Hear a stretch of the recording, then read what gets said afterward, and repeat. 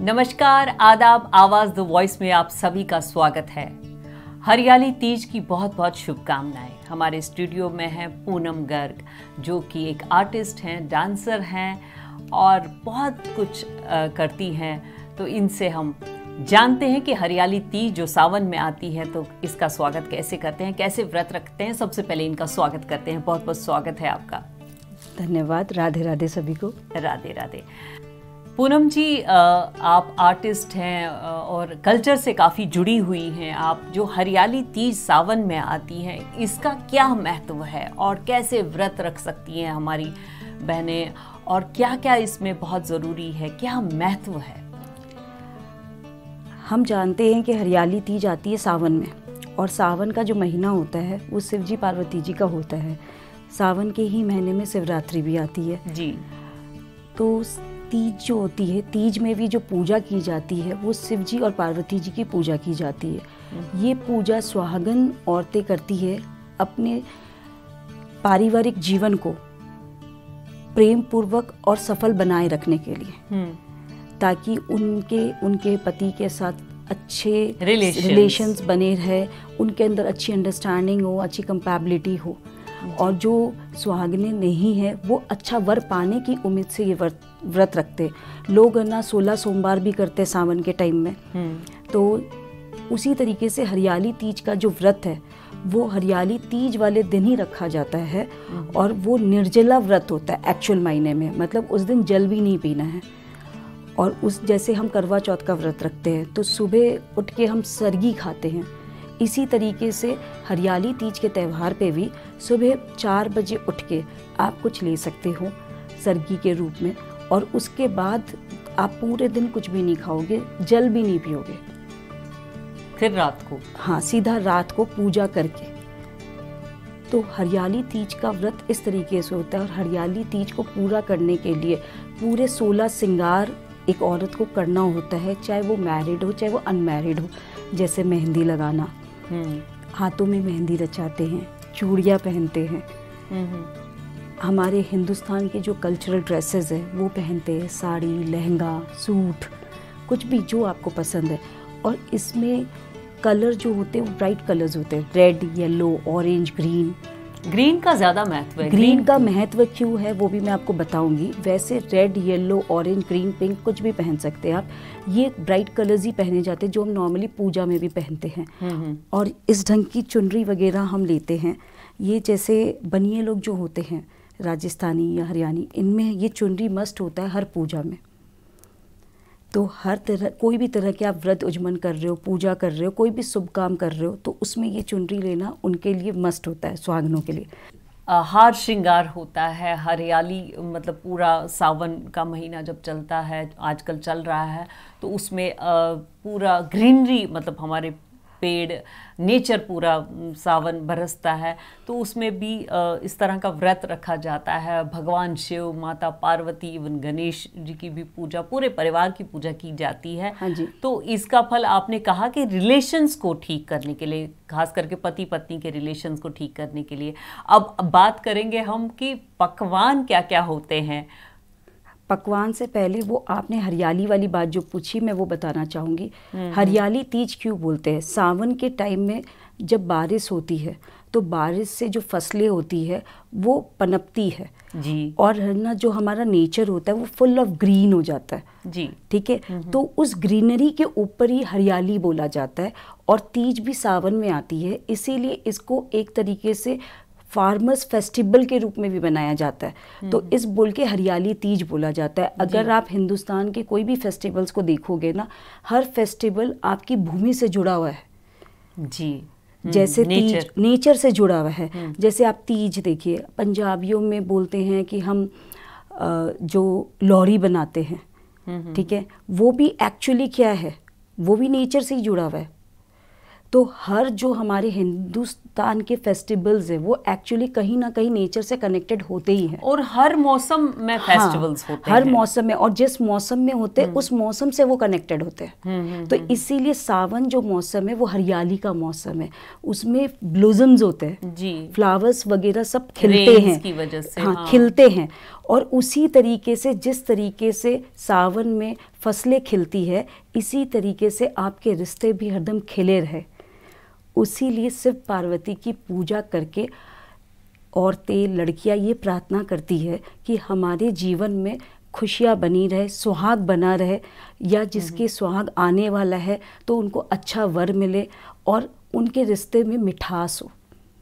जी, जैसा कि आपने कहा कि ये हरियाली तीज जो है कि ये इन लॉज के साथ में जुड़ी हुई है, सरगी आती है, तो क्या क्या मतलब बेटियों को वो क्या कहते हैं ना, हमें तीज त्योहार भेजना है, क्या क्या आता है? हरियाली तीज में बेटी की, बहन की और बहुओं की, तीनों के सिंधारे होते हैं जी। हम सेम घर से हाँ जी, नहीं जैसे बहू तो दूसरे घर की आ रही है जो हमारे घर की बहू बन रही है, लेकिन बेटी और बहन जो होती है वो हमारे घर की होती है। हाँ। तो एक्चुअली तीज में सिंधारा जो होता है वो पियर से, मायके से और ससुराल से, दोनों से होता है।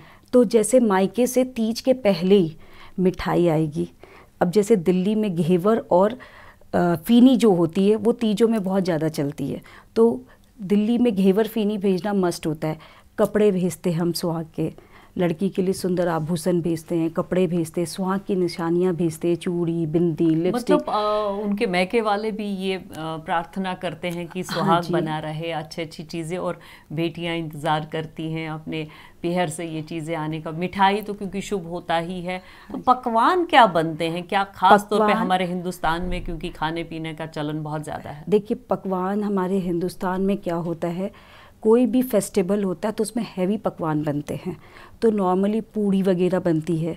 अब बाकी जो चीज़ें होती है वो अकॉर्डिंग टू सिटी चेंज हो जाता है। अब जैसे दिल्ली का कल्चर है, इधर पनीर बहुत ज़्यादा डिमांड में है, तो लोग हर त्यौहार में पनीर बनाना बहुत पसंद करते हैं।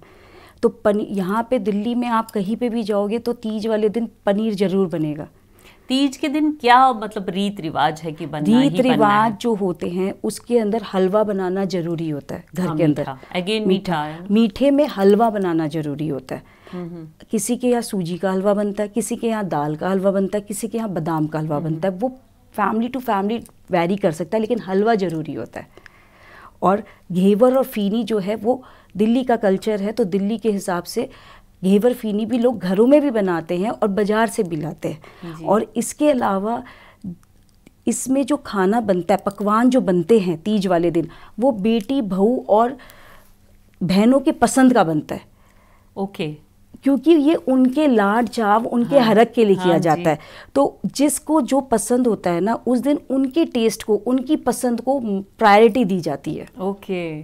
नॉर्मली क्या होता है, घर में चीजें वो बनती है जो जेंट्स की प्रायोरिटी होती है, जेंट्स की प्रायोरिटी होती है। लेकिन सिंधारे वाले दिन वो बनता है पकवान, या बाजार से भी वो पकवान बनाया जाता है जो आपके घर की बहन, बेटी, बहुओं को पसंद है। तो गीत क्या गाए जाते हैं? गीत तो मत पूछिए। देखिए, गीत तो हर तरह के होते हैं, और सावन के गाने भी आप लोगों को पता है कितने तरह के होते हैं। और इसी तरीके से चारों तरफ खुशी का माहौल, और सावन में झूला मस्ट है। तीज के त्यौहार में झूला मस्ट है। बोलते तीज का त्यौहार बिना झूला झूले कंप्लीट नहीं होता है। अगर आपने राधा कृष्ण का भी सुना है तो उनका भी आप इतने सारे गीत और भजन देखोगे जिसमें ये बोल रहे हैं कि सावन के त्यौहार में, तीजों के दिन राधा जी झूला झूल रहे हैं और कान्हा जी उनको झुला रहे हैं। वाह। तो ये क्या है, आज राधा कृष्ण जो है ये एक प्यार का प्रतीक है हमारे हिंदू कल्चर में। हिंदू कल्चर में प्रेम का एक प्रतीक है, उनके प्रेम को सबसे पवित्र माना जाता है। तो उसी प्रकार से एक माँ, एक सास, चाहे बेटे की माँ बोलो, चाहे बहू बेटी की माँ बोलो, है तो दोनों ही माँ। पूनम जी, एक गीत सुनना चाहेंगे आप सावन में, खास तौर पे क्योंकि आप फ्रेंड्स के साथ अब यहाँ पर जो ट्रेंड चला है, लेकिन फिर भी शहरों में भी अब तीज बहुत उस हिसाब से मनाई जाती है। देखिए, जैसे जैसे मॉडर्न कल्चर हम पे हावी हो रहा है ना, वैसे वैसे लोगों की एक्साइटमेंट हमारे इंडियन कल्चर के लिए भी बढ़ रही है, क्योंकि वो लुप्त होता जा रहा है। तो जो चीज़ लुप्त होने लगती है ना, तब उसकी महत्वता बढ़ जाती है। क्योंकि हम बोलते हैं ना, जब तक कोई चीज़ हमारे पास होती है उसकी वैल्यू नहीं होती है। तो अब वो लुप्त जैसे होने लग गई, तो हमारी बाद वाली जनरेशन देख ही नहीं पाएगी। तो उनके लिए ये एक बहुत बड़ा एक्साइटमेंट होता है। जो भी अपने इंडियन कल्चर्स एंड फेस्टिवल्स होते हैं, वो जब आज की जनरेशन देखती है तो उनके लिए इतना एक्साइटमेंट, इतना उल्लास भरा होता है, क्योंकि वो खास करके शहरों में एकदम यूनिक सा दिखता है कि और आजकल अवेलेबिलिटी है, सब हर चीज अवेलेबल होते हैं। गाँव में तो ऐसे ही लोग तैयारियां करते हैं, अब तो 2 मिनट में हो जाता है, गाँव झूला में तो भी लग लोग जाता इतना है। इतना पल्लू लेके इस व्रत को करते हैं, इस त्यौहार को मनाते हैं। वो तो इतना इतना पल्लू लेके भी डांस तक कर लेते हैं। जी जी जी। और कुछ खास सावन में जो आप मतलब पुरानी बात आपको बचपन की याद हो कोई? सावन की एक बहुत खास बात मैं बताना चाहूँगी, जो अधिकतर लोगों को आज के दिन पता नहीं है। माँ पार्वती जी ने शिव जी को पाने के लिए 108 साल व्रत किए थे। 108 साल व्रत करने के बाद उनको शिव जी की प्राप्ति हुई थी, वर के रूप में वो मिले थे उनको। और उसी दिन तीज का त्यौहार मनाया जाता है, जिस दिन पार्वती जी को शिव जी मिले थे। अच्छा, इतनी तपस्या के बाद? 108 साल की तपस्या पूरी करने के बाद जी। 108 साल किसको बोलते हैं? सेलिब्रेशन। ओहो हो। तो तीज के त्यौहार की सबसे बड़ी इम्पोर्टेंस ये है। जब मैं ये बात बोल रही हूँ, मेरे रोंगटे खड़े हो गए, देखिए, क्योंकि हमारे कल्चर में जो पावर है ना, वो पावर महसूस होता है। जी जी। हम उसकी बात भी कर रहे, हम उसकी बात भी कर रहे, तो हम अपने शरीर में उसका आभास महसूस कर सकते हैं। बिल्कुल। इसमें ये तो तपस्या ही है, हमारा त्योहार, हमारा धर्म, ये सब ये नेचुरलिटी है जो हमें कुदरती मिल रही है, ईश्वर से मिल रही है। कनेक्टिविटी हमें त्योहार भी भगवान से जोड़ते हैं। हाँ जी। इंडियन जितने भी फेस्टिवल्स है, जितने भी त्यौहार है, जितने भी व्रत उज्जवल है, सब किसी ना किसी देवताओं या देवियों से जुड़े हुए होते हैं। जब व्रत तोड़ते हैं तो उसमें क्या क्या लेना, उस वक्त क्या लेना चाहिए? पूजा करके सबसे पहले जल ग्रहण करके व्रत, जल और मीठा ये ग्रहण करके। लेकिन करवा चौथ में क्या होता है, पति के हाथ से लेना जरूरी होता है। यहाँ पर इसमें खुद भी ले सकते हैं, पति भी खिला सकता है, वो तो अपनी अपनी अंडरस्टैंडिंग पे। अब आजकल तो शौकिया कुछ भी कर लो, लेकिन नियम के मतलब कंपलसरी नहीं है। नियम के अनुसार ये होता है कि पूजा पूरी होने के बाद आप ना जल और कोई एक मीठे से अपना व्रत खोलते हैं। ओके, मीठा बहुत जरूरी है। हाँ जी, मीठा हर चीज में जरूरी होता है। अच्छा, भगवान शिव को क्या चढ़ाना चाहिए इस दिन? देखिए, भगवान शिव को सबसे ज्यादा प्रिय है बेलपत्र, धतूरे का फूल, धतूरे का फल, ये सबसे प्रिय होता है भगवान शिव को। माँ पार्वती को? माँ पार्वती को सुहाग पिटारी चढ़ती है। सुहाग पिटारी में सुहाग की हर चीज, 16 सुहाग की 16 श्रृंगार की चीजें आप डालिए और वो चढ़ाइए। इसके बाद जो अनमैरिड है वो भी चढ़ा सकते हैं? हाँ जी, आप ना जो अनमैरिड है चाहे मैरिड है, दोनों ही ये चढ़ा सकते हैं। और इसके साथ साथ अगर कोई चाहता है तो वो चुनरी भी चढ़ा सकता है पार्वती जी को। जी जी जी, बिल्कुल। हाँ, 16 श्रृंगार की चीजों के साथ चुनरी भी चढ़ा सकता है। और हमारे 16 श्रृंगार में जितनी भी चीजें होती है ना, उसके साथ जरूरी होता है रुपया रखना, ठीक है। और रुपए का जो फिगर होता है उसमें लास्ट में एक जरूर आना चाहिए। एक जरूर, 101। हाँ, 101, 51, 31, 21, 11, 501। एक का बहुत बड़ा महत्व है। वो 1 रुपया जो हम रखते हैं ना, उसका बहुत बड़ा महत्व है। उसके बिना वो पूजा इनकम्प्लीट होती है। अच्छा। और इसमें जो सुहागनें होती है, वो एक चीज और कर सकती है। जो शिव जी पार्वती जी की जब हम पूजा करते हैं, तो जो मूली होती है हाथ में बांधने वाली, हाँ जी, हाँ जी, वो मूली से शिव जी और पार्वती जी को एक साथ बांधते हैं। तो वो बांधने का मतलब क्या है? कितना बार वो धागा बांधना? 3 बार। 3 बार बांधना चाहिए। वो बांधने का मतलब क्या है? जोड़े का साथ में होना। शिव शक्ति, हाँ, जोड़े का साथ में होना, शिव पार्वती जी का, शिव शक्ति का, शिव शक्ति का। और जब शिव और पार्वती दोनों ही बहुत पावरफुल है, और जब ये दोनों शक्तियाँ इकट्ठी होती है, तब तो आप उसका अंदाजा ही नहीं लगा सकते। कुछ और खास की कुछ व्रत के रखते हुए आप दान कर सकते हैं, या कुछ जो चीजें नहीं करनी है? तीज के त्यौहार पे आप पूरे सावन में कभी भी कर सकते हैं, तीज का बोल के भी, और तीज वाले दिन भी कर सकते हैं। इसके अंदर आप सुहाग की चीज़ें दान करते हैं। सुहाग की चीज़ें आप जब दान करते हैं तो आपके ऊपर ये कृपा आती है कि है ना, आपका सुहाग बना रहे, आपका सुहाग अमर रहे। जी जी जी। ठीक है। अच्छा, और हाँ। एक चीज और बताऊंगी इसके क्या नहीं साथ-साथ, करना चाहिए? क्या नहीं करना चाहिए। देखिए, हमारे हिंदू कल्चर के हिसाब से सफ़ेद रंग को एक सुहागन के लिए अच्छा नहीं माना गया है। तो मैं सबसे ये विनती करूंगी कि सावन के दिनों में, खास करके कोई भी व्रत उज्जमन में, सफ़ेद रंग के वस्त्रों का धारण ना करें। तो उस दिन सफ़ेद वस्त्र नहीं पहनने चाहिए कभी भी, लेडीज को। हाँ जी, लेडीज को नहीं पहनने चाहिए, क्योंकि हमारे हिंदू समाज में सफेद वस्त्र लेडीज का पहनना वर्जित अशुभ होता माना है, जाता है। वर्जित है। वो सिर्फ ऐसी सिचुएशन में पहना जाता है जो आप जानते हो। जी जी, तो क्या उनको देना चाहिए? बस यही सुहाग की चीजें दो, छोटी कन्याओं को कुछ दो, उनको क्या ठीक है। देना अब जैसे कन्याओं को आप पढ़ने लिखने की चीजें दे सकते हो, पीने की जैसे पानी की बोतलें दे सकते हो, ठीक है। साथ में उनको श्रृंगार का सामान दे सकते हो, पर्स दे सकते हो, कलरिंग की बुक्स दे सकते हो, क्योंकि वो उनके काम आती है।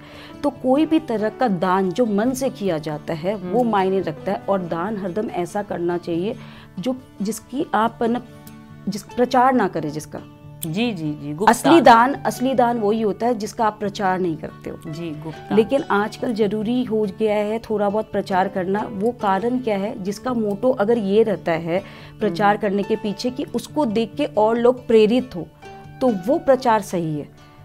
पर अपने आप को बड़ा दिखाने के लिए अगर आप प्रचार कर रहे हो तो वो सही नहीं। तो आप दर्शकों को क्या देना चाहेंगी? संदेश। हाँ, संदेश। तीज के त्योहार के दिन तीज शुभकामनाएं। के त्योहार के दिन मैं दर्शकों को एक प्यारा सा छोटा सा संदेश देना चाहूँगी, और वो ये है, मेहंदी से सजे हाथ, मेहंदी से सजे हाथ, सुहागनों की खनकती चूड़ियाँ, सुहागनों की खनकती चूड़ियाँ और घेवर की मिठास। ये है हरियाली तीज का त्यौहार। और सभी को तीज की बहुत बहुत बधाई, और सबके सुहाग अमर रहे, उनमें प्रेम बना रहे। बहुत बहुत शुक्रिया पूनम जी, थैंक यू सो मच। हरियाली तीज बहुत बहुत मुबारक आपको भी हरियाली तीज की बहुत बहुत शुभकामनाएं। नमस्कार। और एक चीज और बोलना चाहूंगी, माँ पार्वती जी को सिंदूर जरूर चढ़ाए तीज के दिन। अच्छा, अगर आप पूरा श्रृंगार भी नहीं चढ़ा रहे हो तो सिंदूर जरूर चढ़ाए। जैसे शिव जी पे आप जल चढ़ाते हो, माँ पार्वती पे सिंदूर चढ़ाए। अच्छा, वही सुहाग का ही है ना? हाँ, सिंदूर बहुत बहुत इम्पोर्टेंट होता है सुहाग के लिए, हाँ, सुहाग की निशानी में, तो सिंदूर जरूर चढ़ाए। जी, माँ पार्वती सजी रहे, हमें आशीर्वाद देती रहे। बहुत बहुत शुक्रिया, थैंक यू। नमस्कार।